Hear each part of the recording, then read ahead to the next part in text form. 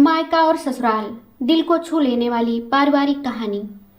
मायके जाने की तैयारी करती सुनैना का मन यह सोचकर एक तरफ तो हर्षोल्लास से भर रहा था कि सालों बाद अपनी माँ से मिलेगी, उनकी सेवा करेगी, भाई बहन भतीजे भतीजी से मिलेगी, ढेर सारी बातें करेगी।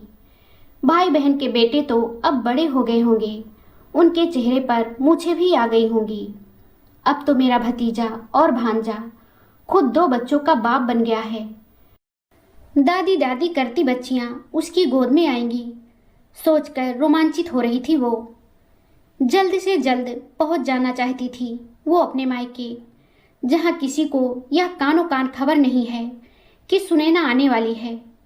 पर दूसरी तरफ बदलती परिस्थितियों से मन दुखी था। रिश्तों में दूरियां आ गई हैं, भाई बहनों में पहले वाला प्यार नहीं रहा। पता नहीं भतीजा और भांजा मिलने भी आएगा या नहीं। क्या एयरपोर्ट पर उसे लेने उसका भाई पहले की तरह ही उसका इंतजार करेगा? अगर उसे बता देगी कि उसकी फ्लाइट कब लैंड करेगी, उसके भाई बहन के बेटे अपनी बच्चियों को उसके पास आने देंगे या नहीं? ढेरों सवाल दिमाग में खलबली मचा रहे थे। माँ का वो झुर्रियों भरा चेहरा और मध्यम सी रुआंसी आवाज़ जो वीडियो कॉल पर सुनी और चेहरा देखा तो तड़प उठा था सुनैना का हृदय माँ से मिलने के लिए। सारे गिले शिकवे भुला उसने अपने मायके जाने की टिकट कटवा ली। पति को बताया तो उन्होंने तुरंत हामी भर दी। रूपेश बोले, मैंने तो तुम्हें मायके जाने से कभी नहीं रोका सुनैना। तुम्हारा जब तक मन लगे वहाँ रहना, जब आने का मन करे बोल देना, मैं वापसी की टिकट भेज दूंगा। कैसे कहती रूपेश से वो कि जो भाई बहन उसके आने का बेसब्री से इंतजार करते थे, अब एक बार फोन पर भी नहीं पूछते हैं कि सुनैना कब आओगी। कई साल हो गए मिले हुए, तुम्हें देखे हुए, इस बार छुट्टियों में आ जाओ। और जब अपने आने की खबर भाई को देने के लिए फ़ोन किया तो उसकी आवाज़ में उदासी ही झलकी। शायद इस चिंता में डूब गए थे कि कहीं अपना हिस्सा मांगने तो नहीं आ जाएगी। माँ तो सुनैना का इंतजार करते करते थक गईं। अब उसको ना तो दिखाई देता है और ना ही ठीक से सुनाई देता है। फिर भी वो स्पर्श और आहट से ही उसे पहचान जाएंगी। वो बुत बनी बिस्तर पर बैठी रहती है और हर आहट पर थोड़ा ठिठक जाती है। उससे जबरन सभी कागजातों पर हस्ताक्षर करवाते गए थे। बेटी की खुशी और लोक लाज के डर से कभी कुछ बोली ही नहीं। कुछ भी हो, बेटा जैसा रखेगा वैसे ही तो रहना है। बेटियों के पास उनके ससुराल में तो रह नहीं सकती। मुखाग्नि भी तो बेटे के हाथ से ही नसीब होगी। बेटियां तो पराया धन होती हैं। एक बार कन्यादान कर लिया तो उन पर अपनी जिम्मेदारियों को तो नहीं लादा जा सकता। पद्मा जी आज भी पुरानी विचारधारा में ही जी रही थी। सुनैना ने कितनी दफा समझाया, माँ आपको वहाँ दिक्कत हो रही है जरा सी भी तो मैं और आपके दामाद जी आकर आपको ले आते हैं, यहाँ हमारे साथ रहिए। अब तो मेरे ससुराल में भी सभी भाइयों के बीच बंटवारा हो गया है तो आपको कोई दिक्कत नहीं होगी। जैसे भाई आपका बेटा है वैसे ही तो मैं आपकी बेटी हूँ। और जिस तरह मैंने रूपेश जी के परिवार और उनके सभी रिश्तों को अपना लिया है, ठीक उसी तरह तो मेरा परिवार उनके लिए है। आप यहाँ आकर रहिए तो मन निश्चिंत रहेगा। आपका अच्छे से अच्छे डॉक्टर से इलाज करवाएंगे तो शायद आंखों की रोशनी वापस आ जाए और आपके कान के लिए मशीन भी आ जाएगी। पर पद्मा जी ने तो कसम खा ली थी कि वो चाहे भूखे मर जाएं, पर बेटे की दहलीज पार नहीं करेंगी। अपना वो घर जो अपने मेहनत से, खून पसीने की कमाई से दोनों पति पत्नी ने अपने सपनों का महल बनाया था, वो तो बेटे ने बेच दिया। जब पति भी उसके कांधे पर बच्चों की जिम्मेदारी छोड़कर स्वर्ग सिधार गए, अब बेटा जहाँ जैसे रखेगा वैसे ही रहेगी। गांव में भी बंटवारे के बाद मिली सारी जमीन और पुश्तैनी घर बेटे ने बेच दिया, ये कहकर कि माँ गांव वाले कब्जा कर लेंगे।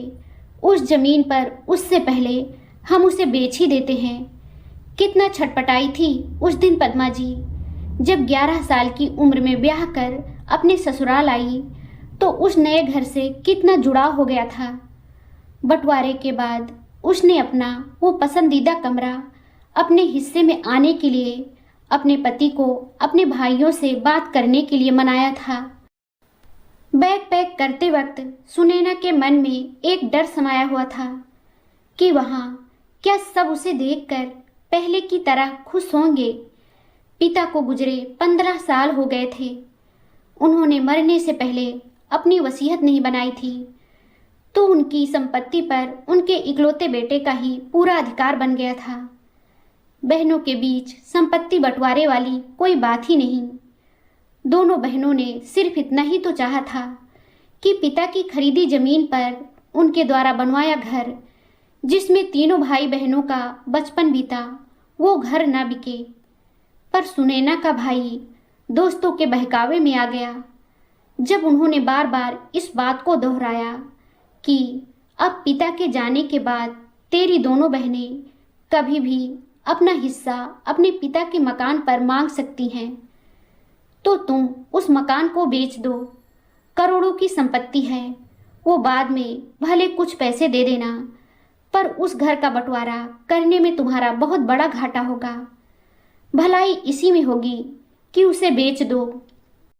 जब तक पिता थे, भतीजे भतीजी भाई भाभी सब उसे आने के लिए बुलाते थे और सुनैना अपने बच्चों को ससुराल में ही छोड़कर अकेले ही मायके जाती थी।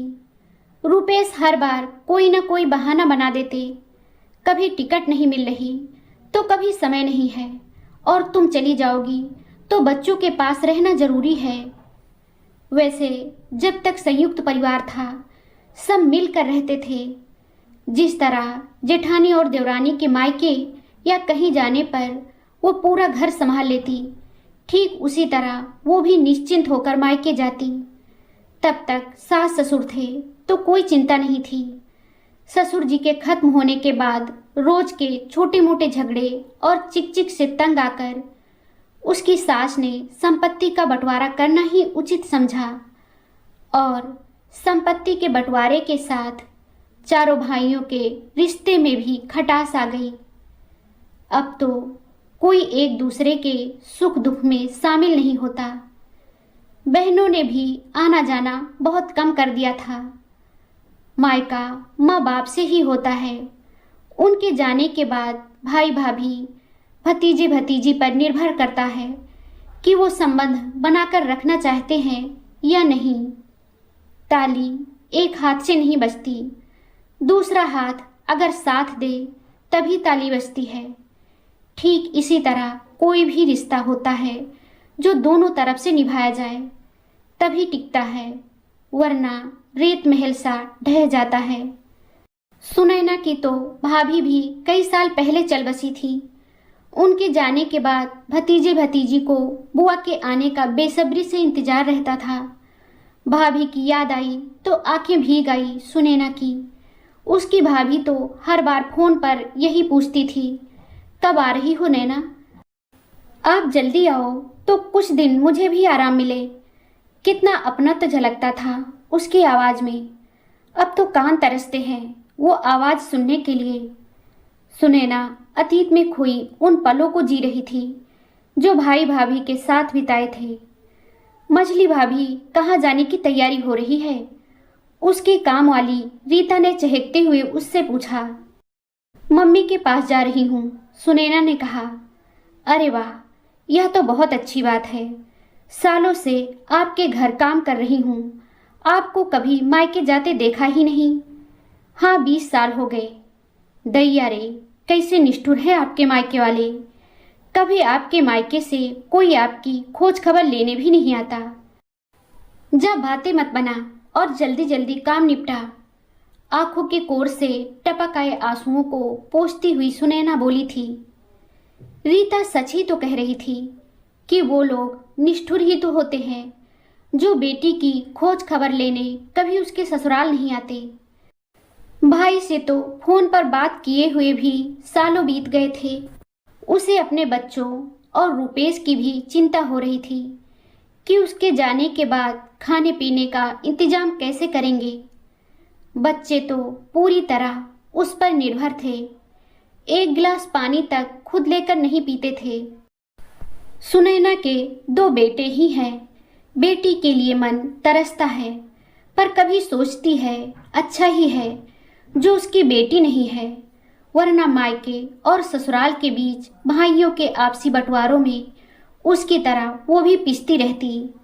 अपनी जेठानी देवरानी जिन्हें अपनी बहन और सहेली समान मानती थी, अब वो भी उसको देखना पसंद नहीं करती। अब उसने ठान लिया था कि वो रिश्तों के बीच उठी इस दीवार को गिराने का पूरा प्रयास करेगी। उसने अपनी जिठानी की पसंद की खीर बनाई और उन्हें देने चली गई। उनसे खोइचा लेकर ही तो मायके जाएगी।